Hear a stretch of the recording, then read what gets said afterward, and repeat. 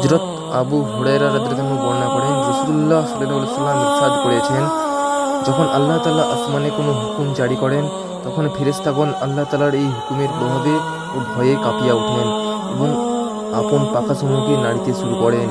আর ফেরেশতাগণ আল্লাহ তাআলার হুকুমে এইরূপ শুনিতে পান, যেমন মসৃণ পাথরের উপর লোহার শিকল মারিলে আওয়াজ হয়।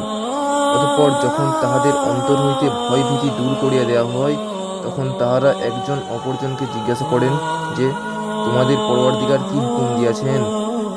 অপরজন বলেন, হক কথার হুকুম করিয়াছেন এবং নিঃসন্দেহে তিনি সুমহান, মর্যাদার অধিকারী, সর্বাপেক্ষা বড়।